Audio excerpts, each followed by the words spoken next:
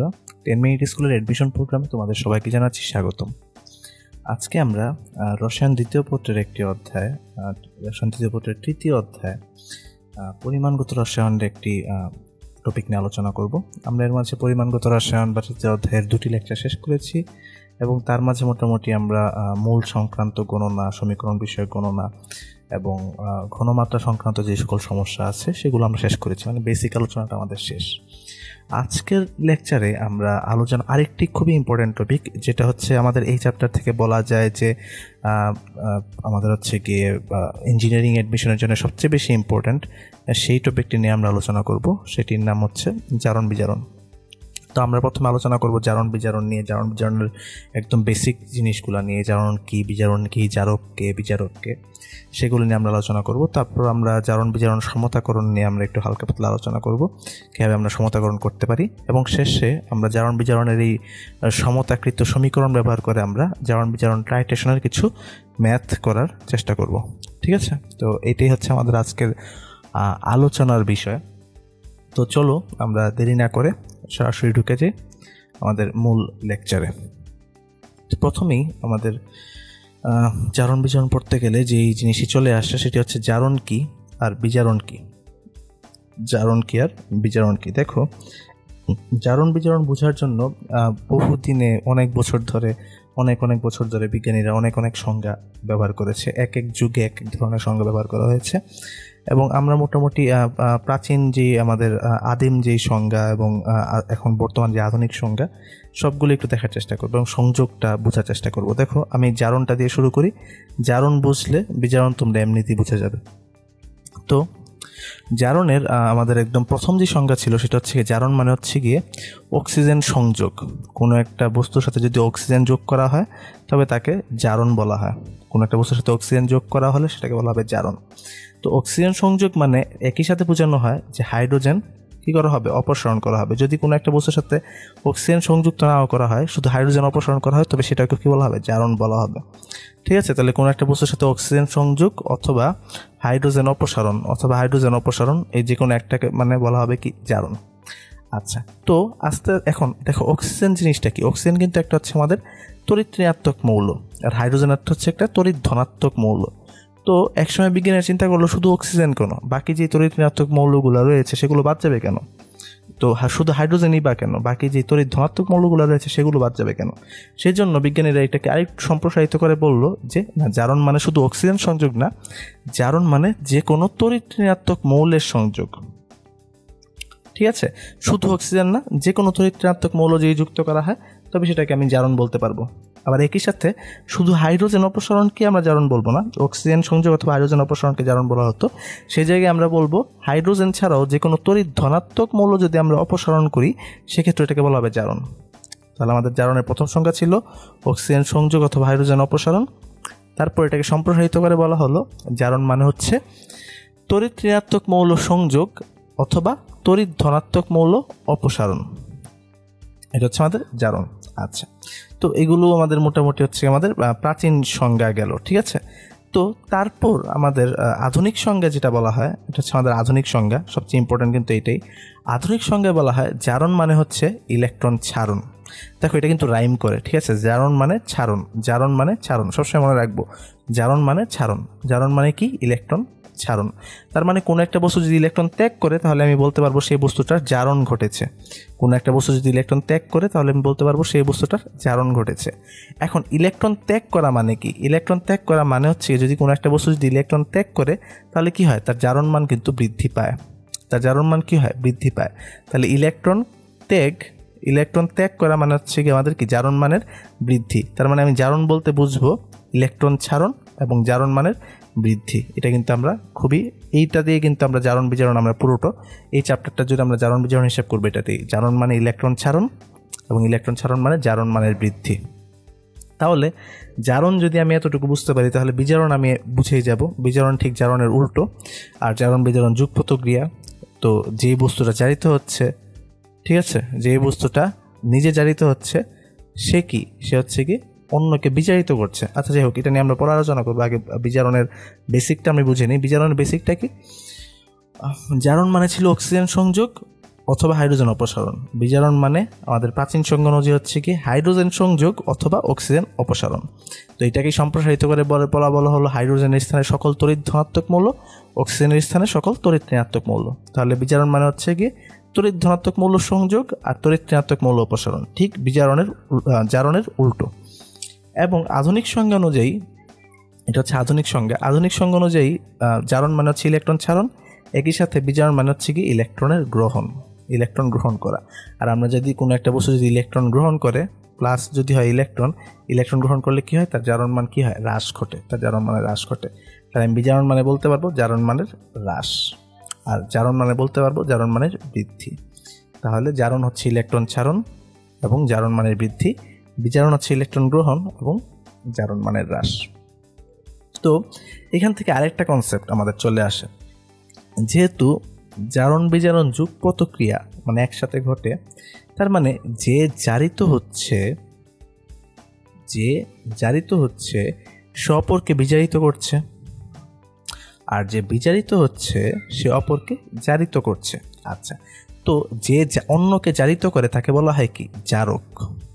যে অন্যকে জারিত করে তাকে বলা হয় জারক। তাহলে আমি বলতে পারবো জারক অন্যকে জারিত করছে, তাহলে অবশ্যই সে কি হবে, নিজে বিজারিত হবে। তাহলে জারক অন্যকে জারিত করে নিজে বিজারিত হয়, আর যেহেতু সে নিজে বিজারিত হয়, বিজারণ মানে কি, বিজারণ মানে হচ্ছে কি ইলেকট্রন গ্রহণ, তার মানে জারক ইলেকট্রন গ্রহণ করে। ঠিক আছে, তার মানে জারক হচ্ছে যে অন্যকে জারিত করে। এখন অন্যকে জারিত করা মানে নিজে বিজারিত হওয়া, আর বিজারিত হওয়া মানে ইলেকট্রন গ্রহণ করা, তার মানে জারক ইলেকট্রন গ্রহণ করবে। এটা আপনাদের মনে থাকে, খেয়াল করো, জারক ইলেকট্রন গ্রহণ করবে। আবার একই সাথে বিজারক হলো সে যে অন্যকে কি করবে, বিজারিত করবে, অন্যকে বিজারিত করার মানে হচ্ছে নিজে জারিত হওয়া, যে অন্যকে বিজারিত করবে সে নিজে জারিত হবে। তার মানে নিজে যদি জারিত হয়, জারণ মানে ইলেকট্রনের ছাড়ন, তার মানে বিজারক ইলেকট্রন ত্যাগ করে। তাহলে জারক ইলেকট্রন গ্রহণ করবে, বিজারক ইলেকট্রন ত্যাগ করবে। এই দুইটা ব্যাপার যাতে আমাদের মাথায় থাকে। ঠিক আছে, আমরা যখন জারণ বিজারণ বোঝার চেষ্টা করবো, এগুলো দিয়ে আমরা বুঝবো। তো ছোট একটা উদাহরণ দিয়ে আমরা ব্যাপারটা পুরোটা সাম আপ করি। তো এখানে একটা জারণ বিজারণ বিক্রিয়া দেয়া আছে, জিঙ্ক প্লাস কপার সালফেট। ঠিক আছে, উৎপন্ন হচ্ছে জিঙ্ক সালফেট আর কপার। তো আমরা ইলেকট্রনের আদান প্রদান দিয়ে আমরা ব্যাপারটা বোঝার চেষ্টা করব। দেখো, জিঙ্কের জারণ মান শুরুতে আছে 0, আর কপারের জারণ মান এখানে 2+, সালফেটের 2-। ঠিক আছে, এখানে যদি আমরা দেখি জিঙ্কের জারণ মান হয়ে গেল 2+, কপারের 0, সালফেটের এখনো 2- আছে। যদি খেয়াল করো তাহলে দেখতে পাবা জিঙ্কের কি হচ্ছে, আমাদের জারণ মান কি হচ্ছে, বৃদ্ধি পাচ্ছে। জিঙ্কের জারণ মান বৃদ্ধি পাচ্ছে, আর কপারের জারণ মান কিন্তু কি হচ্ছে, হ্রাস পাচ্ছে।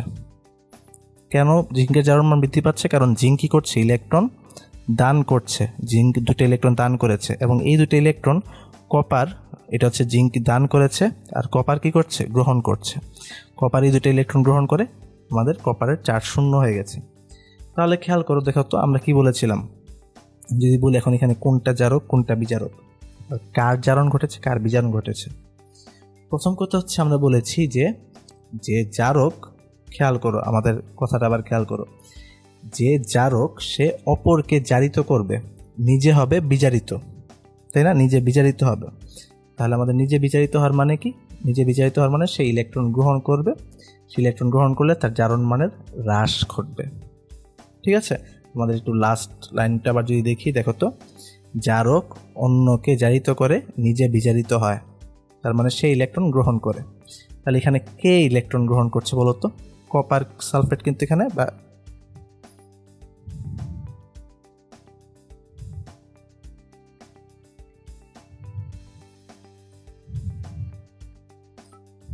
আচ্ছা, এখানে কিন্তু কপার সালফেট ইলেকট্রন কি করছে, গ্রহণ করছে। যেহেতু কপার সালফেট ইলেকট্রন গ্রহণ করছে, তার মানে সে নিজে বিজারিত হচ্ছে, তার মানে সে জিঙ্ককে অবশ্যই জারিত করছে, তাই না। দেখো তো, তাহলে কপার সালফেট যেহেতু ইলেকট্রন গ্রহণ করছে, তাহলে কপার সালফেট হচ্ছে এখানে ইলেকট্রন গ্রহণ করছে, তার মানে কপার সালফেট হচ্ছে বিজারিত হচ্ছে, তাই না? বিজারিত হচ্ছে। অপরদিকে জিঙ্ক ইলেকট্রন ত্যাগ করছে, তার মানে জিঙ্ক যেহেতু ত্যাগ করছে সে জারিত হচ্ছে। আর যে জারিত হয় সে হচ্ছে বিজারক, তার মানে জিঙ্ক হচ্ছে এখানে বিজারক আর কপার সালফেট হচ্ছে এখানে জারক। আশা করি বুঝতে পারছো, ঠিক আছে? এটা জারণ মানের বৃদ্ধি, জারণ মানের হ্রাস বা ইলেকট্রনের গ্রহণ বা ইলেকট্রন ত্যাগ, এগুলো দিয়ে কিন্তু আমাদের জারণ বিজারণটা ব্যাখ্যা করা যায়। এবার কয়েকটা একটু ব্যতিক্রম ধর্মী কিছু জারণ বিজারণ, এটা তো একদম সহজ একটা জারণ বিজারণ বিক্রিয়া দেখলাম। কিছু কিছু ক্ষেত্রে ব্যতিক্রম ধর্মী কিছু জারণ বিজারণ বিক্রিয়া দেখা যায়। তেমনি আমাদের 3টা বিক্রিয়া এখানে লেখা আছে। 1 নম্বর হচ্ছে শত জারণ বিজারণ, সেকেন্ড হচ্ছে গিয়ে অসামঞ্জস্য বিক্রিয়া এবং থার্ড হচ্ছে সামঞ্জস্য বিক্রিয়া। এখান থেকে কিন্তু আমাদের উদাহরণগুলো আমাদের হচ্ছে গিয়ে আমাদের কিন্তু প্রশ্ন চলে আসতে পারে কখনো কখনো। তো আমরা একটু দেখে নিই। এইটা প্রথমে যেটা আসে সেটা হচ্ছে গিয়ে শত জারণ বিজারণ বিক্রিয়া। শত জারণ বিজারণ বিক্রিয়ার মধ্যে কোনো আলাদা আলাদা জারক বা বিজারক পদার্থ থাকে না, ঠিক আছে? খেয়াল করো ব্যাপারটা কি, শত জারণ বিজারণ বিক্রিয়ায় কোনো আলাদা আমাদের জারক বা বিজারক পদার্থের উপস্থিতি থাকে না। একটি মাত্র যৌগ বিয়োজিত হয়ে এমন দুটি আলাদা আলাদা আমাদের পদার্থে পরিণত হয়, একটি পদার্থ বিয়োজিত হয়ে 2টা ভিন্ন ভিন্ন পদার্থে পরিণত হয়। যে 2টা ভিন্ন ভিন্ন পদার্থ দেখলে মনে হবে আমাদের যেই যৌগটা আমাদের বিয়োজিত হচ্ছে সে একটি পদার্থে জারিত হচ্ছে আর একটিতে বিজারিত হচ্ছে। খেয়াল করো, আমাদের এখানে যদি আমি দেখি, ধরো এখানে কি আছে, KClO3। তো আমি যদি এখানে জারণ মানগুলো আমি এখানে লেখার চেষ্টা করি, তাহলে অক্সিজেনের হচ্ছে আমাদের মাইনাসের এখানে 6 3 × -2, মানে প্রত্যেকটা তো -2 করে, আর হচ্ছে গিয়ে আমাদের পটাশিয়ামের হচ্ছে +1, তাহলে আমাদের হচ্ছে গিয়ে এখানে ক্লোরিনের হচ্ছে +5, ঠিক আছে? তো এখন আমাদের সে বিয়োজিত হয়ে উৎপন্ন করেছে 2টা যৌগ, KCl আর অক্সিজেন। পটাশিয়াম ক্লোরাইডে পটাশিয়ামের চার্জ +1, ক্লোরিনের -1, আর অক্সিজেনের তো অক্সিজেনের চার্জ 0। তাহলে তুমি খেয়াল করো, এখন আমাদের যদি আমি ক্লোরিনেরটা যদি দেখি, ক্লোরিনের কি হয়েছে, +5 থেকে হ্রাস পেয়ে জারণ মান আমাদের হচ্ছে গিয়ে হয়েছে -1। তো +5 থেকে -1 যেহেতু হয়েছে, তার মানে ক্লোরিন এখানে কি হয়েছে, বিজারিত হয়েছে। যেহেতু তার জারণ মান হ্রাস পেয়েছে, তার মানে সে ইলেকট্রন গ্রহণ করেছে, তার মানে সে বিজারিত হয়েছে। অন্যদিকে আমাদের অক্সিজেনের ক্ষেত্রে যদি দেখি, তার জারণ মান ছিল -6, বৃদ্ধি পেয়ে হয়েছে 0, তার মানে অক্সিজেন এখানে কি করেছে, ইলেকট্রন কি করেছে আমাদের -6 থেকে 0, তার মানে ইলেকট্রন ত্যাগ করেছে। তার মানে তার জারণ মান যেহেতু বৃদ্ধি পেয়েছে সে হয়েছে জারিত। তাহলে একটি যৌগের ক্ষেত্রে, একটি যৌগ থেকে আমরা দেখতে পারলাম যে ভেঙে একটি যৌগের একটা মৌল হয়েছে বিজারিত আর একটা হয়েছে জারিত। তো নিজেই কি হলো, জারিত হইলো আবার বিজারিত হইলো। তো যেহেতু নিজেই নিজেকে জারণ বিজারণ ঘটাচ্ছে, এই জন্য এটাকে বলা হয় শত জারণ বিজারণ বিক্রিয়া। এটা গেল আমাদের 1 নম্বর। এবার সেকেন্ড বিক্রিয়াটা হচ্ছে অসামঞ্জস্য বিক্রিয়া। অসামঞ্জস্য বিক্রিয়াটা কি? অসামঞ্জস্য বিক্রিয়ায় যদি এমন হয় যে আমাদের অসামঞ্জস্য বিক্রিয়াটা হচ্ছে গিয়ে যদি কোনো একটা পদার্থ একই সাথে জারিত হয় বিজারিত হয়, ঠিক আছে? কোনো একটা পদার্থ অন্য কোনো পদার্থের সাথে বিক্রিয়ায় সে একই সাথে জারিত হবে বিজারিত হবে, তখন তাকে বলা হয় অসামঞ্জস্য বিক্রিয়া। যেমন এই ক্ষেত্রে দেখো তো, এখানে ক্লোরিন তার জারণ মান হচ্ছে গিয়ে 0, সোডিয়াম হাইড্রোক্সাইডের সাথে বিক্রিয়া করার পর সে উৎপন্ন করলো সোডিয়াম ক্লোরাইড আর আমাদের NaOCl। তো এখানে দেখো তো, প্রথম যৌগে ক্লোরিনের জারণ মান হচ্ছে গিয়ে -1, দ্বিতীয় যৌগে ক্লোরিনের জারণ মান দেখো এখানে +1, -2, এটাও +1, এটাও তো +1। তো ক্লোরিনের একটাতে ক্লোরিনের জারণ মান কি হয়েছে, হ্রাস পেয়েছে, তার মানে সে বিজারিত হয়েছে, সে ইলেকট্রন গ্রহণ করেছে, এখানে সে বিজারিত। আরেকটি ক্ষেত্রে ক্লোরিনের আমাদের জারণ মান কি হয়েছে, বৃদ্ধি পেয়েছে, তার মানে সে ইলেকট্রন ত্যাগ করেছে, তার মানে সে জারিত। তার মানে এখানে ক্লোরিন একই সাথে জারিত হচ্ছে বিজারিত হচ্ছে, এই জন্য এটাকে বলা হয় অসামঞ্জস্য বিক্রিয়া। এবং সবশেষে এটা হচ্ছে আমাদের সামঞ্জস্য বিক্রিয়া। সামঞ্জস্য বিক্রিয়াটা কি? সামঞ্জস্য বিক্রিয়া হচ্ছে একদম অসামঞ্জস্য বিক্রিয়ার একদম বিপরীত। তার মানে সামঞ্জস্য বিক্রিয়ায় কি হবে, সামঞ্জস্য বিক্রিয়ায় আমাদের যদি একটি মৌল দুটি ভিন্ন ভিন্ন পদার্থে থাকে এবং সেই দুইটা ভিন্ন ভিন্ন পদার্থের মধ্যে যদি একটা কমন মৌল থাকে আর সেই মৌলটা যদি বিক্রিয়া করে একটা তাদের মাঝামাঝি একটা জারণমান ধারণ করে, ঠিক আছে, তাহলে এটাকে বলা হয় সামঞ্জস্য বিক্রিয়া। এই ক্ষেত্রেও সে একই সাথে জারিত হচ্ছে বিজারিত হচ্ছে, কিন্তু সে এখন মাঝামাঝি একটা জারণমানে আসছে। যেমন আমাদের H2S, ঠিক আছে, ডাইহাইড্রোজেন সালফাইডে এখানে আমাদের জারণমান হচ্ছে -2, আর সালফার ডাইঅক্সাইডে তার জারণমান হচ্ছে গিয়ে +4। তো বিক্রিয়া করে সে সালফারে পরিণত হলো, যার জারণমান 0। তার মানে প্রথম যৌগ থেকে যদি চিন্তা করি তাহলে সে এখানে কি হয়েছে, জারণমান বৃদ্ধি পেয়েছে, তার মানে সে কি করেছে, ইলেকট্রন ত্যাগ করেছে, তার মানে সে জারিত হয়েছে। আর দ্বিতীয় যৌগের কথা যদি চিন্তা করি তাহলে কি হয়েছে, সে তার জারণমান হ্রাস পেয়েছে, তার মানে সে ইলেকট্রন গ্রহণ করেছে, তার মানে সে বিজারিত হয়েছে। তাহলে এটা হচ্ছে অসামঞ্জস্য বিক্রিয়া। আশা করি আমি এই ব্যতিক্রমধর্মী বিক্রিয়াগুলো বুঝতে পেরেছি আমরা সবাই। তো এইবার আমাদের জারণ বিজারণ, জারক বিজারক সব কিছু যদি আমরা বুঝে যাই তাহলে আমরা কথা বলবো কিছু গুরুত্বপূর্ণ জারক এবং বিজারক নিয়ে।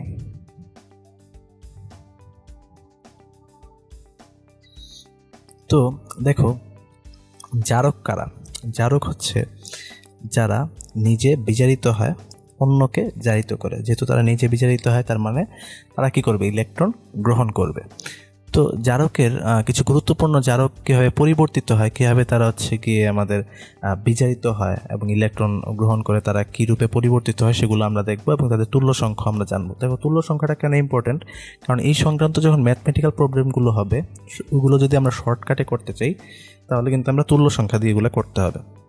আমরা পরবর্তীতে সূত্র দেখবো কীভাবে করতে হয়, তাও দেখিয়ে দিব, কিন্তু এগুলো কিন্তু আমাদের তুল্য সংখ্যা ব্যবহার করতে হবে। তো এই জন্য আমাদের তুল্য সংখ্যাটা জানা জরুরি।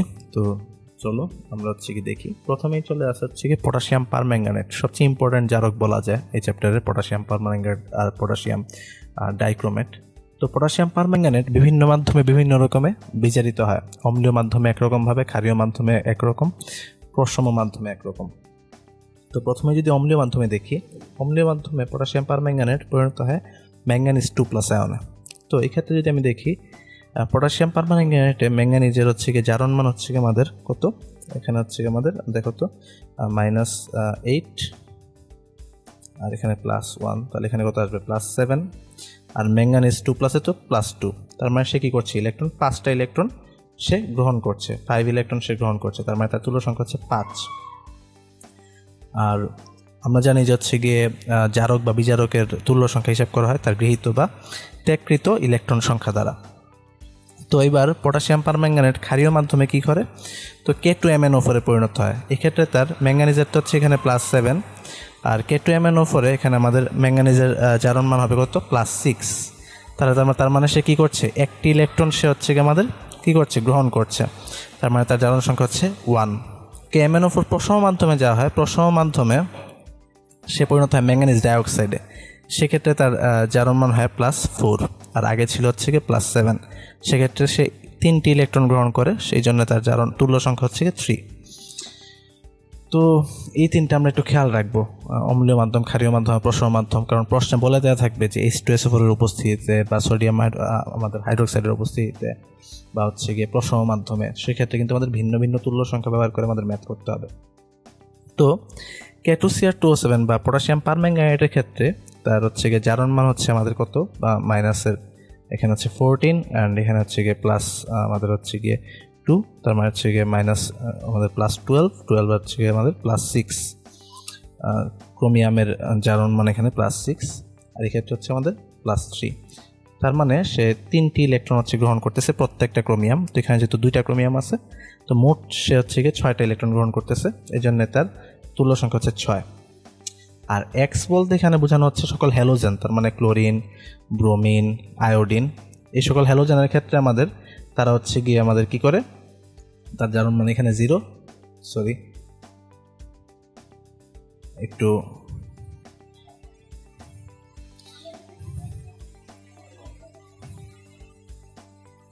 আর জারণমান এখানে 0, আর এখানে হচ্ছে -1। তো দুইটা হচ্ছে গিয়ে আমাদের হ্যালোজেন আছে এখানে, এই জন্য তার সে হচ্ছে গিয়ে কী করতেছে, 2টা ইলেকট্রন আমাদের হচ্ছে গ্রহণ করতেছে, 2টা ইলেকট্রন গ্রহণ করতেছে, সেক্ষেত্রে তার তুল্য সংখ্যা হচ্ছে 2। তো একই রকমভাবে কিছু বিজারকের ক্ষেত্রে যদি আমি তাদের তুল্য সংখ্যা দেখার চেষ্টা করি, Fe2+ আমাদের কি করে, একটা ইলেকট্রন ত্যাগ করে পরিণত হয় Fe3+। বিজারক কি করবে, বিজারক নিজে জারিত হবে, তার মানে নিজে ইলেকট্রন ত্যাগ করবে। তো একটা ইলেকট্রন ত্যাগ করলে তার তুল্য সংখ্যা হচ্ছে 1। H2C2O4 বা অক্সালিক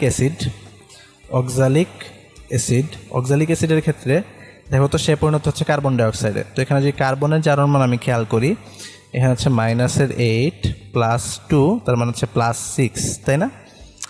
কার্বনের হচ্ছে এখানে +6, দুইটা কার্বনের ক্ষেত্রে।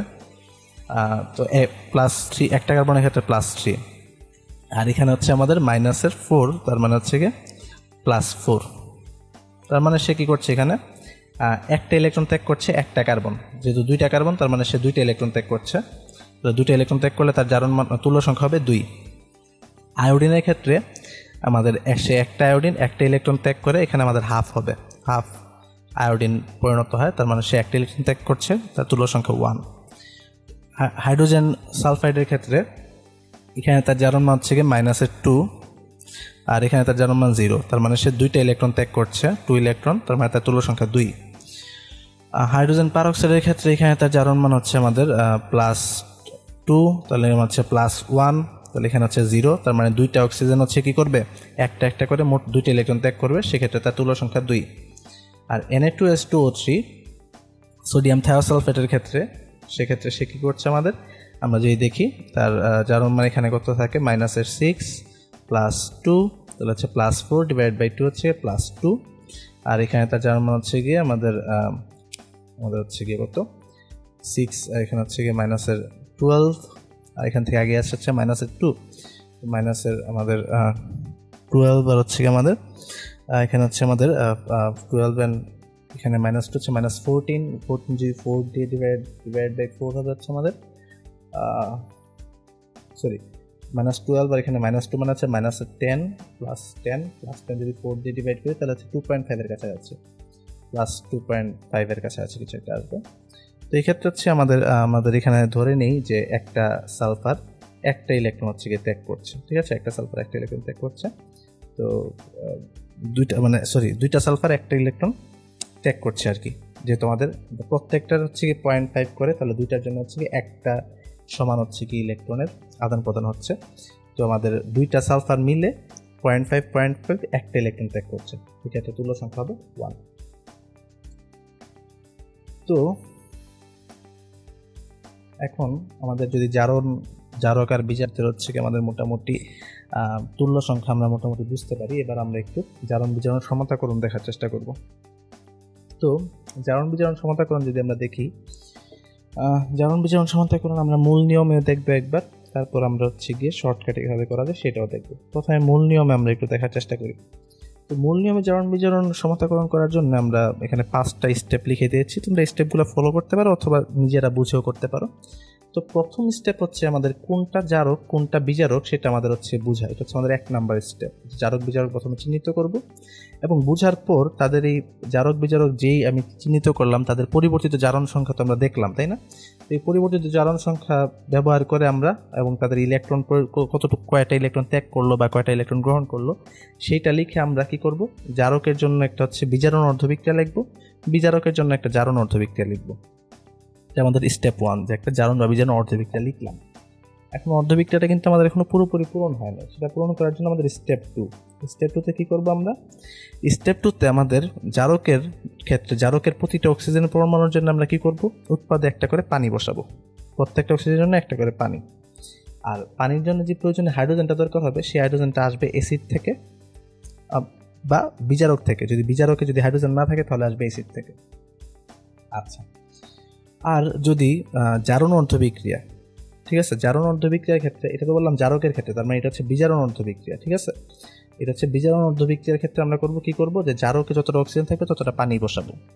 আর জারণ অর্ধবিক্রিয়ায় উৎপাদে যদি বেশি পরিমাণ হচ্ছে কি আমাদের অক্সিজেন পরমাণু থাকে তাহলে বিক্রিয়কে আমি এবার পানি বসাবো, উল্টো, ঠিক আছে, যেখানে আমাদের অক্সিজেন বেশি থাকবে ওইটাকে সমতাকরণ করার জন্য তার বিপরীত সাইডে আমি পানি বসিয়ে দেব, আর পানির জন্য প্রয়োজনীয় হাইড্রোজেন আমি অ্যাসিড থেকে নিয়ে নেব। তারপর এটা হয়ে গেলে আমাদের মোটামুটি হচ্ছে গিয়ে অর্ধবিক্রিয়ার সমতাকরণ শেষ হয়ে গেল। সমতাকরণ শেষ হয়ে যাওয়ার পর আমরা কি করব, অর্ধবিক্রিয়াকে আমাদের গৃহীত আর বর্জিত ইলেকট্রন সংখ্যা সমান করার জন্য প্রয়োজনীয় সংখ্যা দ্বারা গুণ করব এবং এটা সমান করব। সমান করার পর তারপর আমরা যোগ করে দিব। যোগ করার পর আমরা পূর্ণাঙ্গ সমীকরণ পেয়ে যাব। পূর্ণাঙ্গ সমীকরণ পেয়ে যাওয়ার পর আমরা এটাকে দর্শকায়ন, যেটা আছে আমাদের দর্শকায়ন থাকবে, সেটা আমরা যোগ করে দিব। এভাবে কিন্তু আমরা করতে পারি। তো প্রথমে একটা উদাহরণ দেখি আমরা। লঘু H2SO4 যুক্ত KMnO4 দ্রবণ ও FeSO4, মানে আমাদের পটাশিয়াম পারম্যাঙ্গানেট আর FeSO4 এর জারণ বিজারণ বিক্রিয়া। তো প্রথমে আমাদের হচ্ছে কি জারক কোনটা বিজারক কোনটা আমাদের চিন্তা করতে হবে। দেখো, জারক হচ্ছে আমাদের হচ্ছে কি পটাশিয়াম পারম্যাঙ্গানেট, বিজারক FeSO4। তার মানে আমাদের বিজারণ অর্ধবিক্রিয়া হবে পটাশিয়াম পারম্যাঙ্গানেটের, আর জারণ অর্ধবিক্রিয়া হবে আমাদের FeSO4 এর। তো প্রথমে আমি হচ্ছে লিখি এখানে জারণ অর্ধবিক্রিয়া, অর্ধবিক্রিয়া FeSO4 কে আমি লিখতে পারি হচ্ছে এখানে, যদি আমি হচ্ছে দর্শকায়নটা ভাগ দিয়ে দিই তাহলে আমি থাকে হচ্ছে কি Fe2+, SO4 এখানে দর্শকায়ন, তাই না? Fe2+, সে আমরা দেখেছি যে বিজারণের আমাদের হচ্ছে গিয়ে যে বিজারক সময়ের পরিবর্তন কী হবে, সেখানে দেখলাম Fe2+ কিসে পরিণত হয়, Fe3+ এ পরিণত হয়। Fe2+ পরিণত হয় Fe3+ এ, এবং সে কী করবে, এখানে একটা ইলেকট্রন ত্যাগ করবে, যেহেতু Fe2+ থেকে Fe3+ এ পরিণত হয়েছে। এখানে আর কোনো কিছু যোগ বিয়োগ করার কোনো কিছু নেই, এখানে কোনো এক্সট্রা অক্সিজেন নেই, কোনো পানি দেওয়ারও কোনো দরকার নেই। তো বিজারণ অর্ধবিক্রিয়াটা যদি আমি লিখতে চাই, বিজারণ অর্ধবিক্রিয়া পটাশিয়াম পারম্যাঙ্গানেট KMnO4। দেখো, KMnO4 আমাদের পরিবর্তিত হয়, যেহেতু এটা অ্যাসিডিক মাধ্যম লঘু H2SO4 যুক্ত, কিসে পরিণত হবে, Mn2+, Mn+, কোনো সমস্যা নেই। তো এটা করার পর এখন আমাদের দেখো কিছু ব্যাপার আছে। প্রথমে হচ্ছে গিয়ে এটা KMnO4 থেকে আমাদের Mn2+ হয়ে গেল, তাহলে আমাদের সে কী করবে, এখানে আমাদের এখানে কিন্তু সে ফার্স্ট আমাদের এখানে Mn এখানে কি ছিল +7 আর এখানে হচ্ছে +2, তার মানে সে এখান থেকে +7 থেকে +2 জন্য কী করবে, সে 5টা ইলেকট্রন এখানে ত্যাগ করছে। তাহলে আমি এখানে নিলাম 5 ইলেকট্রন ত্যাগ করলো, ঠিক আছে? 5টা ইলেকট্রন এখান থেকে সে 5টা ইলেকট্রন গ্রহণ করছে, সে 5 ইলেকট্রন সে গ্রহণ করলো, গ্রহণ করলে Mn2+ পরিণত হলো। এখানে পটাশিয়ামটা এখানে কী হবে, K+ হিসেবে থাকবে, K+ হিসেবে থাকলো। আর আমাদের হচ্ছে কি 4টা অক্সিজেন যে আছে, এটার জন্য আমি এখানে লিখলাম হচ্ছে গিয়ে 4H2O, 4H2O। আর এখানে 4টা অক্সিজেনের জন্য আমাদের এই যে 4টা পানি লিখলাম, আর তার জন্য যে প্রয়োজনীয় হাইড্রোজেনটা আসবে সেটা অ্যাসিড থেকে আসবে, সেটা আমি এখানে লিখে দিলাম হচ্ছে গিয়ে 4 × 2 8, 8টা H+, না 8টা অ্যাসিড থেকে 8টা প্রোটন আসছে। তো এটা আমরা পরবর্তীতে ঠিক করে ফেলবো। এখন দেখো, এই দুইটাকে আমাদের সমতাকরণ করার জন্য এখানে সে 5টা ইলেকট্রন গ্রহণ করতেছে, তার মানে আয়রনের 5টা ইলেকট্রন দিতে হবে, এই জন্য আমি এটাকে 5 দিয়ে গুণ দিব। তাহলে 5 Fe2+, 5 Fe3+, এখানে 5 ইলেকট্রন। এইবার যদি আমি এটাকে যোগ করি তাহলে আমি কি পাই, তাহলে আমি মোট সমীকরণটা পেয়ে যাব। মোট সমীকরণটা এখানে কি হবে, 5 Fe2+ + 8H+ + KMnO4, 5 ইলেকট্রন কাটা, এই পাশে থাকবে আমাদের হচ্ছে গিয়ে 5 Fe3+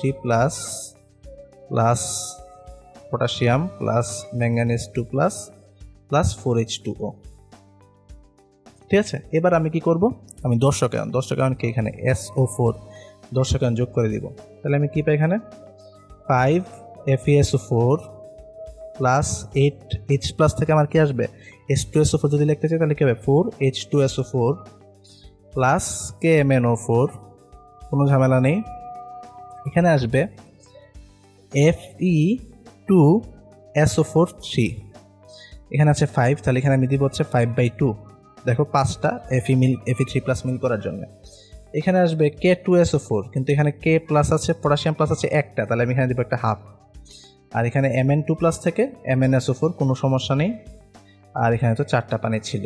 এবার এটাকে আমার উভয় পাশে যদি ভগ্নাংশ না থাকে, এই জন্য আমি এটাকে একটা 2 দিয়ে গুণ দিব। তাহলে আমাদের কি থাকবে, 10 FeSO4 + 8 H2SO4 + 2 KMnO4 পরিণত হবে 5 Fe2SO4 3 + K2SO4 + 2 MnSO4 + 8H2O। এটা কিন্তু আমাদের সমতাকৃত সমীকরণ। ঠিক আছে, তো আশা করি ধাপগুলো বুঝতে পারছি। প্রথমে আমি কি করব, জারণ অর্ধবিক্রিয়া বিজারণ অর্ধবিক্রিয়া লিখব, তাদের হচ্ছে গিয়ে প্রয়োজনীয় ইলেকট্রন আদান প্রদান বসাবো, যতটা আমাদের জারকে যতটা অক্সিজেন থাকবে তার জন্য ততটা, বিপরীত পাশে যতটা পানি বসাবো, তার জন্য যতটা হচ্ছে আমাদের প্রোটন দরকার সেই প্রোটনটা আমি এই পাশে দিব, এই প্রোটনটাকে পরে অ্যাসিডে পরিণত হয়ে যাবে, তারপরে আমি যোগ বিয়োগ করে আমি মোট সমীকরণে চলে যাব।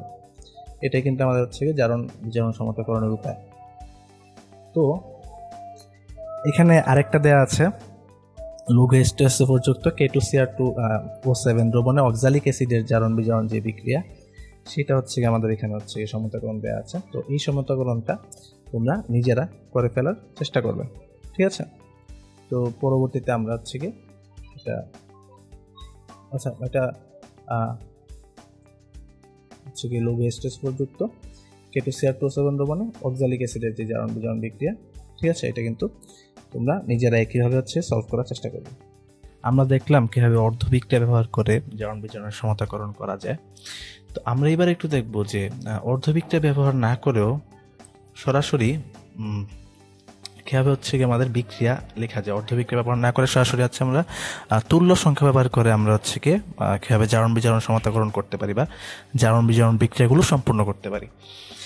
তো এক্ষেত্রে আমাদের এখানে 4টা স্টেপে ভাগ করা হয়েছে। ঠিক আছে, 4টা স্টেপে আমরা হচ্ছে কি বিক্রিয়াগুলো সমতাকরণ করব। প্রথম স্টেপে আমরা কি করব, জারক আর বিজারক লিখব, জারকের পাশে বিজারকের তুল্য সংখ্যা বসাবো, বিজারকের পাশে জারকের তুল্য সংখ্যা বসাবো। এটা হচ্ছে আমাদের স্টেপ 1। তারপর 2 নম্বর স্টেপে আমরা কি করব, উৎপাদে মানে হচ্ছে কি বিক্রিয়ার ডান পাশে ধাতুর সাথে আমাদের অ্যাসিডের যে ঋণাত্মক অংশগুলো আছে সেটি বসিয়ে হচ্ছে লবণ তৈরি করব। যতগুলো ধাতু আছে প্রত্যেকটার সাথে অ্যাসিডের ঋণাত্মক অংশ যোগ করে আমরা লবণ তৈরি করব। 3 নম্বর ধাপে আমাদের জারকে যতটি অক্সিজেন থাকবে, উৎপাদে ততটি হাইড্রোজেন, আমাদের পানি বসাবো। আর এই পানি বসানোর জন্য, পানি তৈরির জন্য যে প্রয়োজনীয় যে হাইড্রোজেন থাকবে সেটা বিজারক থেকে আসবে, আর বিজারকে যদি হাইড্রোজেন না থাকে তাহলে আমরা অ্যাসিড থেকে আসবে। এটা হচ্ছে আমাদের এই সরাসরি হচ্ছে গিয়ে জারণ বিজারক অর্ধবিক্রিয়া না লিখে বিক্রিয়া লেখার কৌশল। তো এখন যদি আমরা একটা উদাহরণ এখানে দেওয়া আছে যে লঘু H2SO4 যুক্ত KMnO4 দ্রবণ আর FeSO4 এর জারণ বিজারণ বিক্রিয়া, মানে পটাশিয়াম পারম্যাঙ্গানেট আর হচ্ছে গিয়ে FeSO4 এর জারণ বিজারণ বিক্রিয়া লঘু H2SO4 এ। তো আমরা যদি সরাসরি লিখতে চাই, আমরা একটু আগে কিন্তু দেখলাম কিভাবে হচ্ছে জারণ বিজারণ অর্ধবিক্রিয়া ব্যবহার করে এটা লেখা যায়। তো এখন যদি সরাসরি লিখতে চাই তাহলে কিভাবে লিখবো আমরা দেখি। প্রথমেই জারক আর বিজারক লিখে নিই। এখানে জারক হচ্ছে KMnO4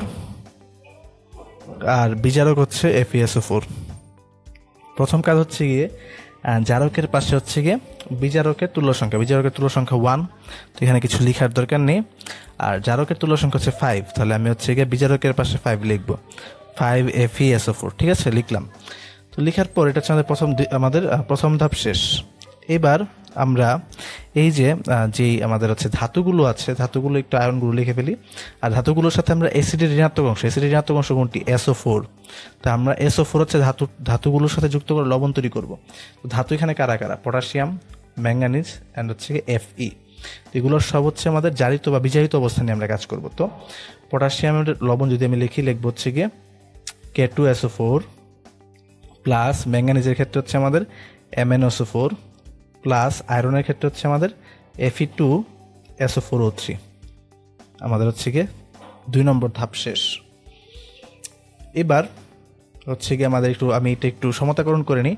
ম্যাঙ্গানিজ একটা, এখানে একটা, ঠিক আছে। পটাশিয়াম ছিল এখানে একটা, এখানে 2টা হয়ে গেছে, আমি হাফ দিলাম, তাহলে এখন একটি আছে। আয়রন হচ্ছে এখানে আছে হচ্ছে আমাদের এখানে 5টি, এখানে আছে হচ্ছে গিয়ে আমাদের হচ্ছে 2টি, তো আমি এখানে দিব হচ্ছে 5/2, তাহলে আমার কিন্তু সমতাকরণ হয়ে গেল। আচ্ছা, এবার 3 নম্বর ধাপে জারকে যতগুলো অক্সিজেন, জারকে কয়টা অক্সিজেন, 4টা অক্সিজেন, তাহলে এখানে আমি বসাবো 4H2O। আর 4H2ওর জন্য হচ্ছে 4 দুগুণ 8টা হচ্ছে আমাদের হাইড্রোজেন লাগবে। এখানে আমাদের হচ্ছে বিজারকে কোনো হাইড্রোজেন নেই, তাহলে আমি এখানে অ্যাসিড থেকে হচ্ছে হাইড্রোজেন আসবে। তাহলে এখানে আমি হচ্ছে গিয়ে H2SO4 কয়টা হাইড্রোজেন লাগবে, 8টা, তাহলে আমি এখানে দিলাম হচ্ছে 4, তাহলে 8টা হাইড্রোজেন হয়ে গেল। এই যে এটাই কিন্তু আমাদের হচ্ছে কাঙ্ক্ষিত জারণ বিজারণ সমীকরণ। এখন এটাকে যদি আমি হচ্ছে গিয়ে ভগ্নাংশ না রাখতে চাই, যদি আমি ভগ্নাংশ আমি হচ্ছে গিয়ে উভয় পাশে না রাখতে চাই, তাহলে আমি কি করবো, আমি হচ্ছে 2 দিয়ে গুণ দিব, কারণ এখানে হাফ আর 5/2 আছে। তাহলে আমি লিখতে পারবো 8H2SO4 plus 2 KMnO4 plus 10 FeSO4 বিক্রিয়াগুলো উৎপন্ন করে K2SO4 plus 2 MnSO4 plus 5 Fe2SO4 3 plus 8H2O। এটা কিন্তু আমাদের কাঙ্ক্ষিত সমীকরণ। তো এভাবে কিন্তু আমরা হচ্ছে গিয়ে কোনো ধরনের অর্ধ বিক্রিয়া ব্যবহার না করে সরাসরি আমরা কিন্তু কি লিখতে পারি, সমীকরণ আমরা বানাতে পারি। তো এবার এরকম কয়েকটা উদাহরণ যদি দেখি, তো প্রথম যে উদাহরণটা দেওয়া আছে জারণ বিজারণ সমতাকরণ, আমরা এখন হচ্ছে গিয়ে কোনো অর্ধ বিক্রিয়া ছাড়াই সরাসরি জারণ বিজারণ সমতাকরণ করার চেষ্টা করব। তো প্রথম যে উদাহরণটা দেওয়া আছে সেটাতে বলা হয়েছে লঘু H2SO4 যুক্ত পটাশিয়াম ডাইক্রোমেট দ্রবণ এবং FeSO4 এর জারণ বিজারণ বিক্রিয়া সমতাকরণ করব। তো আমাদের এখানে প্রথম ধাপটা যেটা ছিল, আমাদের জারক আর বিজারক আমাদের চিহ্নিত করতে হবে। জারক হচ্ছে গিয়ে K2Cr2O7 আর এখানে বিজারক হচ্ছে আমাদের FeSO4। তো তারপর জারকের তুল্য সংখ্যা বিজারকের সাথে, এখানে জারক K2Cr2O7 বা পটাশিয়াম ডাইক্রোমেটের তুল্য সংখ্যা হচ্ছে আমাদের কত, এখানে 6। আমার এখানে বসবে হচ্ছে গিয়ে 6। আর FeSO4 এর তুল্য সংখ্যা 1, তো এখানে আমি 1 লিখলাম না। তো তাহলে আমাদের প্রথম ধাপটা শেষ হয়ে যাওয়ার পর দ্বিতীয় ধাপ হচ্ছে আমাদের ধাতব আয়ন আছে, তার সাথে আমার অ্যাসিডের যে ঋণাত্মক আয়ন মানে SO4 আয়ন সেটি যোগ করে আমরা কি করব, আমাদের এই SO4 2- আয়ন যোগ করে আমরা এখানে কি করব, লবণ তৈরি করব। তো আমি ধাতব আয়নগুলো কোনগুলো আছে, পটাশিয়াম, আমাদের এখানে হচ্ছে গিয়ে ক্রোমিয়াম, আর এখানে আছে আমাদের আয়রন। তো আমি এখানে যদি লিখি তাহলে প্রথমে পটাশিয়ামের SO4 এর লবণ হবে K2SO4, ক্রোমিয়ামের ক্ষেত্রে এটা হবে Cr2SO4 3, আর হচ্ছে আয়রনের ক্ষেত্রে হবে Fe2SO4 3। এবার আমি একটু সমতাকরণ করার চেষ্টা করি। পটাশিয়াম 2টা, এখানেও 2টা, ঠিক আছে। ক্রোমিয়াম এখানে 2টা, এখানেও 2টা, তাও ঠিক আছে। তো আমাদের হচ্ছে গিয়ে Fe2SO4 3 এখানে আছে 6টা, এখানে 2টা, তাহলে আমি এখানে 3 দিয়ে দিলাম, তাহলে আমাদের সমতাকরণটা হয়ে গেল। তারপর আমাদের থার্ড ধাপ হবে হচ্ছে কি, আমাদের জারকে, এই যে আমাদের জারকে যতগুলো অক্সিজেন আছে ততগুলো পানি দেব আমি এখানে দিলাম আমি হচ্ছে ততগুলো পানি, তাহলে 7H2O। এবং এই পানির যতগুলো পানি দিয়েছি তার জন্য যে প্রয়োজনীয় প্রোটন সেগুলো আসবে বিজারক থেকে, কিন্তু বিজারকে যদি হাইড্রোজেন না থাকে, এখানে বিজারক হাইড্রোজেন নেই, তাহলে আসবে অ্যাসিড থেকে। তাহলে আমার যতটা আমাদের হাইড্রোজেন এখানে পানির জন্য দরকার,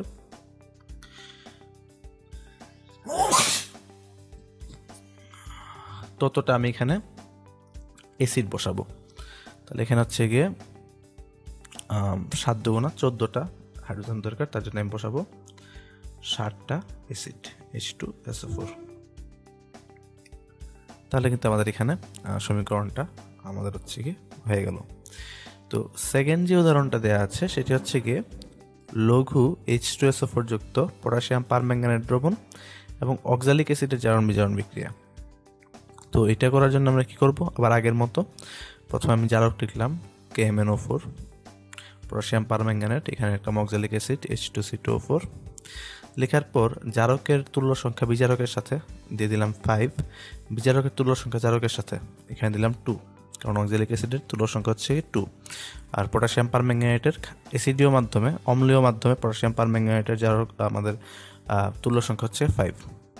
তো এটা হচ্ছে আমাদের 1 নম্বর ধাপ। 2 নম্বর ধাপ হচ্ছে আমাদের যেই ধাতব আয়নগুলো আছে ওগুলো লবণ লিখবো। এখানে কে আছে, পটাশিয়াম আর ম্যাঙ্গানিজ, তাহলে আমি এখানে লিখবো K2SO4 প্লাস MnSO4। ওকে, হয়ে গেল। এবার আমি হচ্ছে গিয়ে, আর এখানে দেখো একটু সমতাকরণ করি, পটাশিয়াম 2টা আছে, এখানেও 2টা, কোনো সমস্যা নেই। ম্যাঙ্গানিজ এখানে 2টা, এখানে আছে 1টা, তাহলে আমি এখানে দিয়ে দিলাম 2। ওকে, এবার বিজারকের পরিবর্তিত অবস্থা আমি এখানে লিখব। আমাদের অক্সালিক অ্যাসিড আমাদের জানি যে হচ্ছে গিয়ে সে পরিবর্তিত হয়ে জারিত হয়ে পরিণত হয় কার্বন ডাইঅক্সাইডে। তো এখানে আছে C2, তো এখানে দিয়ে দিলাম হচ্ছে 2 কার্বন ডাইঅক্সাইড। ঠিক আছে, তো হয়ে গেল।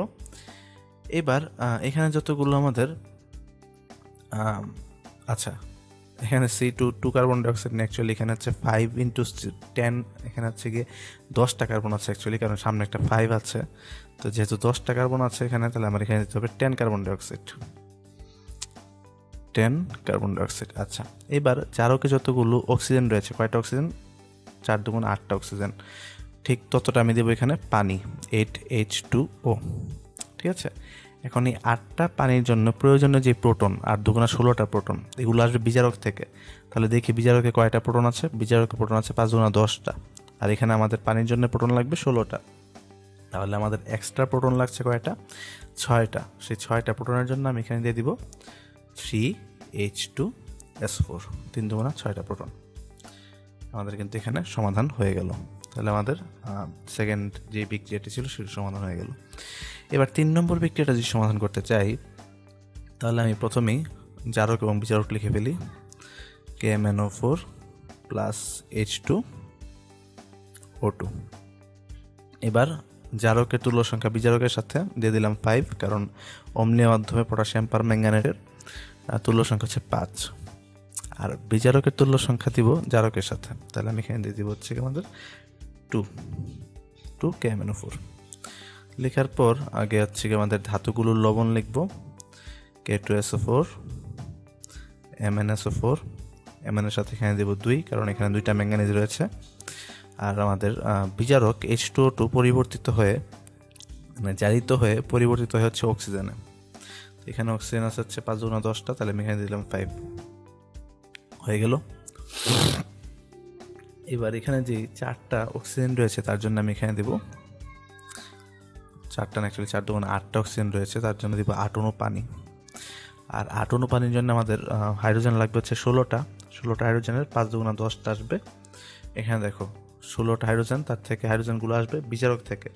বিজারক এসছে 5 দুগুণা 10টা হাইড্রোজেন, তাহলে আরও 6টা বাকি থাকে, তার জন্য এখানে একটা 3H2SO4। এটা হলো আমাদের 3 নম্বর সমীকরণ। তো আমরা মোটামুটি আশা করি বুঝতে পারছি কীভাবে হচ্ছে গিয়ে আমাদের সরাসরি তুল্য সংখ্যা ব্যবহার করে জারণ বিজারণ সমতাকরণ করা যায়। এবার আমরা জারণ বিজারণ টাইট্রেশন নিয়ে কিছু ম্যাথ বা প্রবলেম হচ্ছে সলভ করার চেষ্টা করব। তার আগে কীভাবে প্রবলেমগুলো সলভ করবো এটা আমরা দেখে নিই। আমরা এই ক্ষেত্রে ব্যবহার করব স্টোয়িওমেট্রিক ফর্মুলা আর মোল সংখ্যার যে সূত্রগুলো আমরা পড়েছিলাম সেই সূত্রগুলো। তবে একটু এখানে আমরা এখান থেকে একটা, এই যে স্টোয়িওমেট্রিক ফর্মুলা থেকে আরেকটা সূত্র আসা যায়, সেটা আমরা একটু দেখি। দেখো আমরা একটা হচ্ছে একটা রিয়াকশন লিখি, সবচেয়ে কমন রিয়াকশন যেটা লিখি ওইটাই যদি লিখি যে FeSO4 আর হচ্ছে পটাশিয়াম পারম্যাঙ্গানেটের যেই আমাদের বিক্রিয়াটা, সেটা হচ্ছে 10FeSO4 plus 8H2SO4 plus 2 potassium permanganate আমাদের পরিবর্তিত হয়ে যাচ্ছে গিয়ে 5Fe2SO4 3 plus K2SO4 plus 2 MnSO4 plus 8H2O। এটা ছিল আমাদের রিয়াকশনটা।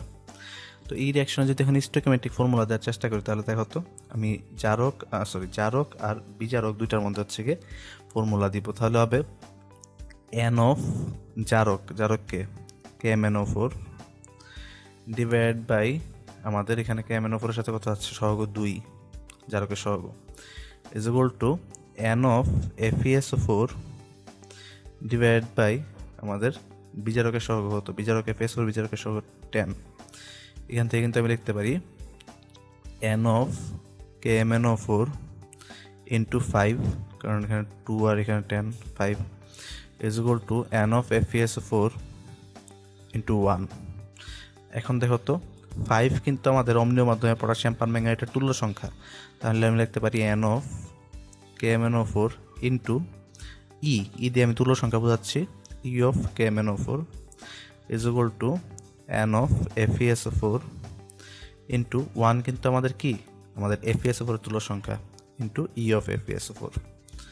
এই সূত্রটাকে কিন্তু আমি লিখতে পারি এভাবে যে আমাদের জারকের মোল সংখ্যা N অফ জারক ইন্টু জারকের তুল্য সংখ্যা ই অফ জারক ইজ ইকুয়াল টু বিজারকের মোল সংখ্যা ইন্টু বিজারকের তুল্য সংখ্যা। তো আমরা এই সূত্রটা কিন্তু আমরা ম্যাথ করার সময় অনেকবার ব্যবহার করব। যদি আমরা এই মাথায় রাখি আর জারক এবং বিজারকের তুল্য সংখ্যা জানি, তাহলে কিন্তু আমার পুরো সমীকরণটা লেখারও দরকার নেই, আমরা কিন্তু সরাসরি এই সূত্রটা ব্যবহার করে ম্যাথ করতে পারবো।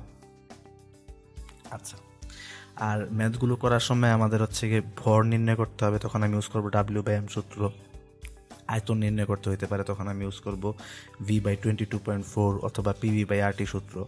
আর যদি ঘনমাত্রার আয়তন দেওয়া থাকে তখন আমরা ইউজ করব আমাদের N = S/V সেই সূত্র, কিন্তু এখানে V কিন্তু আমরা লিটারে ব্যবহার করব।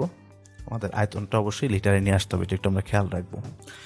আচ্ছা, তো প্রথম যেই অঙ্কটা চলে আসে সেটা হচ্ছে 10% H2O2 এর 10 সেন্টিমিটার কিউব দ্রবণকে অম্লীয় অবস্থায় সম্পূর্ণরূপে জারিত করতে 10 সেন্টিমিটার কিউব পটাশিয়াম পারম্যাঙ্গানেটের দ্রবণ লাগে। পটাশিয়াম পারম্যাঙ্গানেটের মোলারিটি গণনা করতে হবে। দেখো আমার কি দেওয়া আছে, আমার জারক দেওয়া আছে পটাশিয়াম পারম্যাঙ্গানেট, বিজারক দেওয়া আছে আমাদের হাইড্রোজেন পারঅক্সাইড। আমাদের বিজারকের আয়তন দেওয়া আছে সেন্টিমিটার কিউবে। সেন্টিমিটার কিউবকে আমরা ml হিসাব করতে পারি, ml ধরে নিতে পারি, ঠিক আছে, কারণ আমরা 1 সেন্টিমিটার কিউব হচ্ছে 1 ml বা মিলিলিটার। আয়তন দেওয়া আছে সেন্টিমিটার কিউবে, এটা আমরা ml ধরে নিলাম। আর হচ্ছে গিয়ে আমাদের বিজারকের ঘনমাত্রাও দেওয়া আছে, কিন্তু এটা দেওয়া আছে হচ্ছে গিয়ে পার্সেন্টেজ W/V তে। আর আমাদের দেওয়া আছে জারকের আয়তন, আমার জারকের ঘনমাত্রা মোলারিটিতে বের করতে হবে। তো সরাসরি যদি আমরা সূত্র ইউজ করি, জারকের মোল সংখ্যা N(K)MnO4 ইন্টু জারকের তুল্য সংখ্যা E(K)MnO4 হচ্ছে গিয়ে N(H2O2) বিজারকের মোল সংখ্যা ইন্টু E(H2O2). তো যেহেতু আমাদের জারকের আয়তন দেওয়া আছে, ঘনমাত্রা বের করতে হবে, আমি সূত্রটি ইউজ করবো হচ্ছে S/V। আমার S বের করতে হবে, S/V(K)MnO4 ইন্টু E(K)MnO4। আমাদের পটাশিয়াম পারম্যাঙ্গানেটের তুল্য সংখ্যা হচ্ছে 5 H2O2 এর ক্ষেত্রে আমরা হাইড্রোজেন পারঅক্সাইডের ক্ষেত্রে যেহেতু আমাদের ঘনমাত্রা এবং আয়তন দেওয়া আছে, আমরা ইউজ করব S/V সূত্র। আর H2O2 এর তুল্য সংখ্যা হচ্ছে আমাদের কত, এখানে হাইড্রোজেন পারঅক্সাইডের তুল্য সংখ্যা হচ্ছে আমাদের 2, ঠিক আছে, 2, তাহলে বসাইলাম 2। আর এখানে হচ্ছে S/V হচ্ছে আমাদের হাইড্রোজেন পারঅক্সাইডের তুল্য সংখ্যা, এখানে লিখে দিই আমি ছোট করে H2O2। এবার যদি আমি মানগুলো বসিয়ে দিই, আমার S(K)MnO4 আমি নির্ণয় করব, এটা আমি জানি না। আয়তন দেওয়া আছে 10 সেন্টিমিটার কিউব, ml, এটাকে আমি লিটারে নিয়ে যাব, 1000 দিয়ে ভাগ দিলাম, এখানে আছে 5। এদিকে আমার হাইড্রোজেন পারঅক্সাইডের ঘনমাত্রা, কিন্তু এটা কিন্তু আমাদের এই সূত্রে কিন্তু এটা হচ্ছে মোলারিটিতে ইউজ করতে হবে। তো আমার S(H2O2) যদি আমি মোলারিটিতে হিসাব করতে চাই, আমরা সূত্র ইউজ করবো হচ্ছে 10x/m। তাহলে 10 ইন্টু x তে আছে 10%, আমাদের শতকরা থেকে মোলারিটিতে আনার সূত্র কিন্তু এটাই। তো 10% দেওয়া আছে, তো 10 ইন্টু 10 ডিভাইড বাই হাইড্রোজেন পারঅক্সাইডের আণবিক ভর যদি আমি বের করার চেষ্টা করি, 2 × 2 প্লাস অক্সিজেনের 16 ইন্টু 2 হচ্ছে 32, তার মানে 32 প্লাস 2 হচ্ছে তো 34। তো আমি যদি এই মানটা এখানে বসিয়ে দিই, 10 ইন্টু 10 ডিভাইড বাই 34 ইন্টু আয়তন দেওয়া আছে হচ্ছে আমাদের 10 সেন্টিমিটার কিউব, তাহলে 10 ডিভাইড বাই 1000 ইন্টু 2। তো আমি যদি সবগুলো মান এখানে বসিয়ে দেওয়ার পর জাস্ট এই 5টা এদিকে নিব, এটা যদি এইদিকে হিসাব করি, তাহলে KMnO4 এর ঘনমাত্রা চলে আসে 1.176 মোলার। এটাই কিন্তু আমাদের আনসার। আচ্ছা, তাহলে আমাদের প্রথম সমস্যাটি কিন্তু শেষ। এই সমস্যাটি কিন্তু হচ্ছে গিয়ে বুটেক্স এসেছিল 2001-2 সালে। তো দ্বিতীয় যে প্রবলেমটি দেওয়া আছে সেটি হচ্ছে কুয়েটে 2004-5 সালে এসেছিল, চুয়েটে এসেছিল 2004-5 সালে। প্রবলেমটা খুবই সহজ একটা সমস্যা, কিন্তু সমস্যাটা সলভ করতে আমাদের একটু একটা ব্যাপার জানা লাগবে। দেখো এখানে বলা হয়েছে মোল লবণের দ্রবণ থেকে আয়রনের পরিমাণ নির্ণয় করার সময় 25 ml মোল লবণকে প্রশমিত করতে 0.1 নর্মাল শক্তির 21.763 ml পটাশিয়াম ডাইক্রোমেট দ্রবণ প্রয়োজন হয়। মোল লবণের দ্রবণে আয়রনের পরিমাণ নির্ণয় করো। আচ্ছা, আমার মোল লবণের সাথে টাইট্রেশন করতেছি পটাশিয়াম ডাইক্রোমেটের, তাহলে জারক হচ্ছে পটাশিয়াম ডাইক্রোমেট আর বিজারক হচ্ছে মোল লবণ, তাই না? কিন্তু আমার কিন্তু বের করতে হবে হচ্ছে আয়রনের পরিমাণ, তাই না? তাহলে আমাদের বিজারক কিন্তু এখানে আয়রন। আমার কিন্তু মোল লবণ কি সেটা জানারও দরকার নেই, আমার বিজারক হচ্ছে এখানে আয়রন, আমি কিন্তু আয়রনের পরিমাণ হিসেব করব। তাহলে আমি আয়রনকে একককে বিজারক ধরে পটাশিয়াম ডাইক্রোমেট হচ্ছে গিয়ে জারক ধরে আমি কিন্তু ম্যাটটা করে ফেলতে পারবো। তাহলে কিন্তু আমার মূল লবণটা আমার জানানোর দরকার নেই। খেয়াল করো, সবার কিন্তু মূল লবণের সংকেত জানা নাও থাকতে পারে। তবু আমি এখানে লিখে দিচ্ছি মূল লবণের সংকেতটা যে আমরা জানি তাহলে আমাদের জন্য আরও সহজ হয়ে যায়। মূল লবণের সংকেত হচ্ছে FeSO4 ইন্টু অ্যামোনিয়াম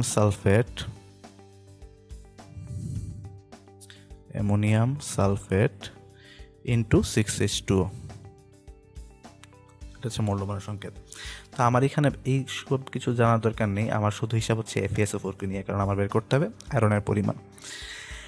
তো আমি যদি এখন সূত্র বসিয়ে দিই তাহলে সূত্র হচ্ছে N অফ জারক বা জারকের মূল সংখ্যা, জারক এখানে হচ্ছে K2Cr2O7 ইন্টু E অফ জারক K2Cr2O7 is equal to N of বিজারক হচ্ছে এখানে আয়রন ইন্টু E অফ বিজারক হচ্ছে এখানে আয়রন। তো আমাদের N অফ K2Cr2O7 এখানে দেখো তো কি দেওয়া আছে, ঘনমাত্রা দেওয়া আছে আর হচ্ছে গিয়ে আমাদের আয়তন দেওয়া আছে। তাই আমি বসাবো হচ্ছে S into V of K2Cr2O7 into E of K2Cr2O7 is equal to আয়রনের ক্ষেত্রে আমার বের করতে হবে কি, ভর বের করতে হবে। তো আমার আয়রনের ভর বের করতে হলে আমি ভর বের করার জন্য কোন সূত্র ইউজ করব, N is equal to W/M। তো W হচ্ছে গিয়ে W of Fe divide by M আণবিক ভর। আয়রনের আণবিক ভর আমি এখানে কত বসাবো, 55.85 গ্রাম। আর হচ্ছে আয়রনের তুল্য সংখ্যা বসাবো আমি এখানে E of Fe। এখন খেয়াল করো, আমাদের এখানে আমাদের পটাশিয়াম ডাইক্রোমেটের ঘনমাত্রা দেওয়া আছে নর্মাল এককে। আমরা জানি normal N is equal to হচ্ছে EM, সরি আমি এখানে E লিখে ফেলেছি। আমরা জানি নর্মাল মানে হচ্ছে গিয়ে নর্মাল হিসাব করা হয় কি তুল্য ভর ধরে কিন্তু হিসাব করা হয়। তার মানে N is equal to হচ্ছে EM। তার মানে এখানে একবার কিন্তু তুল্য সংখ্যা হিসেবে চলে এসেছে, গুণ হয়ে গেছে। এখানে কিন্তু আলাদা করে তুল্য সংখ্যাটা বসার দরকার নেই। তো আমি এখানে তুল্য সংখ্যার মানটা কিন্তু আলাদা করে হিসাব করার দরকার নেই, কারণ আমি ঘনমাত্রাটা ইউজ করছি হচ্ছে গিয়ে নর্মাল এককে। তাহলে আমি এখানে সরাসরি বসে দিলাম হচ্ছে 0.1 নর্মাল ইন্টু আয়তন দেওয়া আছে 21.63 ml। এটাকে আমি লিখবো 21.63 ml কে নিয়ে যাবো লিটারে ডিভাইড বাই 1000। আর আমি তুল্য সংখ্যা আর বসাইলাম না। আর এদিকে হচ্ছে আমাদের W of Fe আমি নির্ণয় করবো, এখানে 55.85। আর এখানে আয়রনের তুল্য সংখ্যা হচ্ছে আমাদের কত, এখানে 1। ঠিক আছে, তো আয়রনের তুল্য সংখ্যা যেহেতু আমাদের এখানে 1, তাহলে আমাদের কিন্তু এক্সট্রা কিছু হিসাব করার দরকার নেই। আমি এখান থেকে সরাসরি W of Fe যদি সবগুলো মান বসিয়ে দেওয়া আছে যদি হিসাব করে নিই, তাহলে আমাদের এখানে ভরটা চলে আসে হচ্ছে কি আমাদের 0.12 গ্রাম। ঠিক আছে, 0.12 গ্রাম, এটাই কিন্তু আমাদের আনসার। তো এই প্রশ্নটি আমরা সমাধান করে ফেললাম। এবার 3 নম্বর যে সমস্যাটি আছে সেটিতে যদি যাই, 3 নম্বর সমস্যাটি বলা আছে H2SO4 এর উপস্থিতিতে, তার মানে আমাদের বলা হচ্ছে অম্লীয় মাধ্যমে উপস্থিতিতে 0.3 গ্রাম অপরিশোধিত হাইড্রোজেন পারঅক্সাইড ধারণকারী একটি দ্রবণ 0.316 গ্রাম পটাশিয়াম পারম্যাঙ্গানেটের সাথে সম্পূর্ণরূপে বিক্রিয়া করে। আমাদের হাইড্রোজেন পারঅক্সাইডের বিশুদ্ধতা নির্ণয় করতে হবে। হাইড্রোজেন পারঅক্সাইডের বিশুদ্ধতা নির্ণয় করতে হলে আমাদেরকে বের করতে হবে যে এই যে অপরিশোধিত হাইড্রোজেন পারঅক্সাইড আছে তার মাঝে বিশুদ্ধ হাইড্রোজেন পারঅক্সাইড কতটুকু, তারপরে কিন্তু আমি শতকরা হিসেবে বের করে ফেলতে পারবো। এখন বিশুদ্ধ হাইড্রোজেন পারঅক্সাইড ততটুকুই যতটুকু পটাশিয়াম পারম্যাঙ্গানেটের সাথে বিক্রিয়া করে, তাহলে আমি টাইট্রেশনের মাধ্যমে কিন্তু এটা বের করে ফেলতে পারবো। তো এখানে হচ্ছে জারক হচ্ছে পটাশিয়াম পারম্যাঙ্গানেট আর বিজারক হচ্ছে হাইড্রোজেন পারঅক্সাইড। তাহলে যদি সূত্র বসাই, N of potassium permanganate into E of potassium permanganate is equal to N of H2O2 into E of H2O2। দেখো পটাশিয়াম পারম্যাঙ্গানেট এখানে ভর দেওয়া আছে, তাহলে আমি সূত্র বসাবো হচ্ছে গিয়ে W/M into E of potassium permanganate। আর এদিকে আমাদের দেওয়া আছে হচ্ছে গিয়ে আমার বের করতে হবে ভর, তো এইদিকে আমি বসালাম হচ্ছে W of H2O2 divide by M of H2O2 into E of H2O2। এখন আমি মানগুলো সব বসিয়ে দিব। আমার বের করতে হবে হচ্ছে W of H2O2। তো পটাশিয়াম পারম্যাঙ্গানেটের ভর দেওয়া আছে 0.316 আচ্ছা, এখানে আমি একটু লিখে দিই তোমাদের বোঝার সুবিধার জন্য। এটা কিন্তু পটাশিয়াম পারম্যাঙ্গানেটের, আচ্ছা 0.316, আর পটাশিয়াম পারম্যাঙ্গানেটের আণবিক ভর হচ্ছে গিয়ে 158। এটা তোমরা হিসাব করে বের করতে পারবে আশা করি। আর পটাশিয়াম পারম্যাঙ্গানেটের তুল্য সংখ্যা হচ্ছে আমাদের কত? 5। অন্যদিকে আমাদের হাইড্রোজেন পারঅক্সাইডের ভর আমি বের করব। হাইড্রোজেন পারঅক্সাইডের আণবিক ভর হচ্ছে কত? 34, তাই না? 34। আচ্ছা, আর হচ্ছে কি আমি এখানে হাইড্রোজেন পারঅক্সাইডের তুল্য সংখ্যা হচ্ছে 2। তো এখান থেকে যদি আমি হাইড্রোজেন পারঅক্সাইডের ভরটা বের করার চেষ্টা করি, সব কিছু বসিয়ে দেওয়া আছে, শুধু মানটা বের করব, তাহলে আমাদের হাইড্রোজেন পারঅক্সাইডের ভর আসে হচ্ছে 0.17 গ্রাম। ঠিক আছে, এখন আমাদের অপরিশোধিত মোট হাইড্রোজেন পারঅক্সাইড ছিল 0.3 গ্রাম, আর বিশুদ্ধ হচ্ছে 0.17 গ্রাম। সুতরাং শতকরা হিসাব করলে রেজাল্ট হচ্ছে গিয়ে 0.17 ডিভাইড বাই 0.3 ইন্টু 100, এটা পার্সেন্টেজ হিসাব হবে। রেজাল্টটা আসে হচ্ছে 56.67%। এটাই কিন্তু আমাদের আনসার। তো আমাদের 3 নম্বর প্রশ্নটি হচ্ছে আমাদের শেষ। এবার আমাদের 4 নম্বর যে প্রশ্নটি, সেটিতে বলা হচ্ছে, 4 নম্বর প্রশ্নটি হচ্ছে বুয়েট এসেছিল 2003-04 সালে এসেছিল, আবার রিপিট হয়েছে 2013-14 সালে। 4 নম্বর প্রশ্নে বলা হয়েছে 0.204 গ্রাম স্টিলের নমুনা সালফিউরিক অ্যাসিডে দ্রবীভূত করা হলো। 0.204 গ্রাম স্টিলের নমুনা সালফিউরিক অ্যাসিডে দ্রবীভূত করা হয়েছে। উৎপন্ন দ্রবণের সাথে সম্পূর্ণরূপে বিক্রিয়া করতে 0.220 মোল per DM cube potassium dichromate দ্রবণের 27.4 সেন্টিমিটার কিউব প্রয়োজন হলো। স্টিল নমুনায় লোহা শতকরা পরিমাণ কত? আমার এখানে বিজারক কিন্তু হচ্ছে কি স্টিল বা তার মাঝে যে লোহা, আর জারক হচ্ছে পটাশিয়াম ডাইক্রোমেট। আমার কাছে সব তথ্য দেওয়া আছে, আমি শুধু বের করবো এখানে আয়রনের পরিমাণটা কত। তো আমাদের জারণ বিজারণের যে সূত্রটা, এটা যদি আমি বসিয়ে দিই, N of জারক K2Cr2O7 into E of জারক K2Cr2O7 is উল্টে N of বিজারক, এখানে আছে iron, N of Fe into E of বিজারক Fe। তো খেয়াল করো, এখানে আমাদের কি দেয়া আছে? জারকের আমাদের আয়তন দেয়া আছে সেন্টিমিটার কিউব এককে, আর ঘনমাত্রা দেয়া আছে মোলারিটিতে। তো আমি এখানে সূত্রটা ইউজ করবো কোনটা?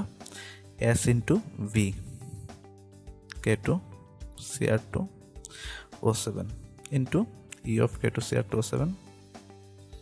আর অন্যদিকে আমাদের আয়রনের বের করতে হবে কি? ভর। তাহলে আমি এখানে ইউজ করবো W of Fe divide by M of Fe into E of Fe। এখন যদি মানগুলো বসিয়ে দিই, ঘনমাত্রা দেওয়া আছে 0.0220 মোলার, আয়তন দেওয়া আছে 27.4 সেন্টিমিটার কিউব। এটাকে আমি হচ্ছে গিয়ে সেন্টিমিটার কিউব বা ml, এটাকে আমি লিটারে নিতে হলে আমি 1000 দিয়ে ভাগ দিলাম। পটাশিয়াম ডাইক্রোমেটের তুল্য সংখ্যা হচ্ছে আমাদের 6। অন্যদিকে আমাদের W of Fe বা ভর আমি নির্ণয় করব, আর আমাদের আয়রনের আণবিক ভর এখানে হিসাব করবো আমি 55.85 গ্রাম, আর আয়রনের তুল্য সংখ্যা আমাদের জানি 1। ঠিক আছে, তো এখানে যদি মানগুলো বসিয়ে দিই, তাহলে আমাদের সবগুলো মান বসিয়ে দেওয়া আছে। W of Fe যদি আমি নির্ণয় করি, আমাদের মান আসে 0.202 গ্রাম। দেখো, স্টিলের নমুনা হচ্ছে 0.204 গ্রাম। তাহলে আমি যদি শতকরা স্টিলের নমুনার পরিমাণ হিসাব করতে চাই, তাহলে শতকরা ইকুয়াল হচ্ছে 0.202 divide by 0.204 into 100% equal to answer আসবে 99.02%। এটাই কিন্তু আমাদের আনসার। তাহলে আমাদের 4 নম্বর প্রশ্নটাও শেষ। এবার আমাদের লাস্ট যে প্রশ্ন, 5 নম্বর এবং শেষ প্রশ্ন, সেটি হচ্ছে ফেরিক সালফেট ভেজাল মিশ্রিত 2 গ্রাম আর্দ্র ফেরাস সালফেটকে অম্লীয় মাধ্যমে জারিত করতে 6 সেন্টিমিটার কিউব আয়তনের 0.02 মোলার পটাশিয়াম পারম্যাঙ্গানেট দ্রবণের প্রয়োজন হয়।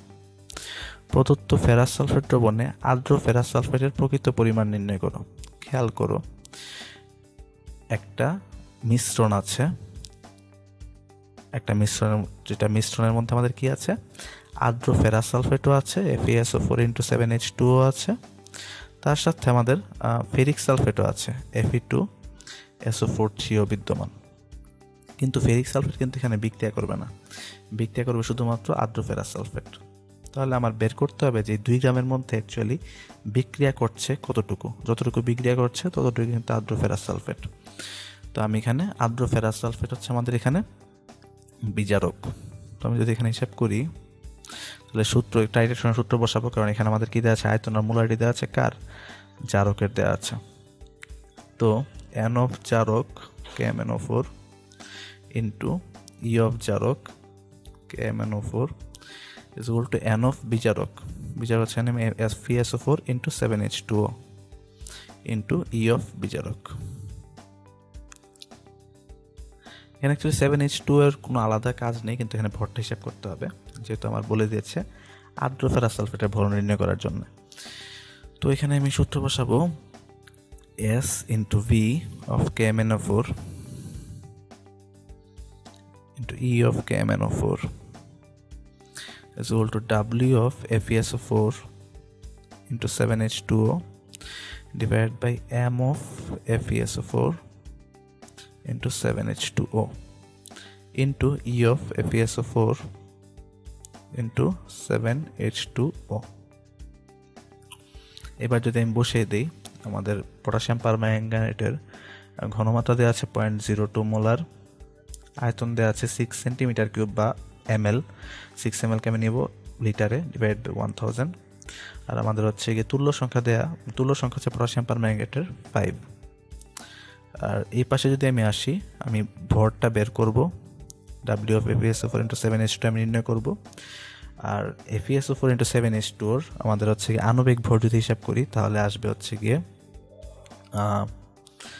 FeSO4 × 7H2O। এখানে হচ্ছে আয়রনের হচ্ছে 55.85 গ্রাম, সালফারের 32, অক্সিজেনের 4 × 16, আর পানির হচ্ছে গিয়ে 18 × 7। সবগুলো যদি হিসাব করে ফেলি আনসারটা আসে হচ্ছে গিয়ে আমাদের মোট আণবিক ভর আসে 277.85 গ্রাম। তাহলে আমি এখানে বসিয়ে দিলাম 277.85 গ্রাম ইন্টু আমাদের FeSO4 এর হচ্ছে গিয়ে আমাদের তুল্য সংখ্যা হচ্ছে আমাদের 1। তো সব কিছু বসিয়ে দেওয়া আছে, আমি জাস্ট শুধু ভরটা যদি হিসাব করি, W of FeSO4 × 7H2O বা আর্দ্র ফেরাস সালফেটের ভর হিসাব করলে আমার আসবে 0.16671 গ্রাম। এটা কিন্তু আমাদের আনসার। এই প্রশ্নটা হচ্ছে কি রুয়েট এসেছিল 2007-08 সালে। তো সবগুলো প্রশ্ন কিন্তু আমাদের ইঞ্জিনিয়ারিং অ্যাডমিশন পরীক্ষায় আসা প্রশ্ন। আশা করি কীভাবে আমাদের হচ্ছে গিয়ে জারণ বিজারণের টাইট্রেশন রিলেটেড ম্যাথ করতে হয় তা আমরা বুঝতে পেরেছি। তো এই ছিল আজকে আমাদের লেকচার। তো আজকে আমরা মোটামুটি জারণ বিজারণ কি, জারক কোনটা, বিজারক কোনটা সেটা শিখলাম। তারপর জারণ বিজারণের সমতাকরণ দেখলাম এবং সবশেষে জারণ বিজারণের হচ্ছে গিয়ে টাইট্রেশন সম্পর্কিত যে প্রবলেম আছে সেই প্রবলেম আমরা কিন্তু সলভ করলাম। তো মোটামুটি আমাদের এই লেকচারটা যদি ফলো করা যায় তাহলে আশা করি এই টপিকটা সম্বন্ধে একটা ভালো আইডিয়া তোমাদের হয়ে গেছে। তাছাড়াও অনেক ধরনের সমস্যা তোমরা নিজেরা হচ্ছে সলভ করার চেষ্টা করবে। যত বেশি হচ্ছে প্রবলেম সলভ করতে পারবে তত হচ্ছে ব্যাপারটা আরও ক্লিয়ার হয়ে যাবে। ধন্যবাদ সবাইকে। তোমাদের সাথে দেখা হবে পরবর্তী আবার কোনো একটি ক্লাস। আসসালামু আলাইকুম।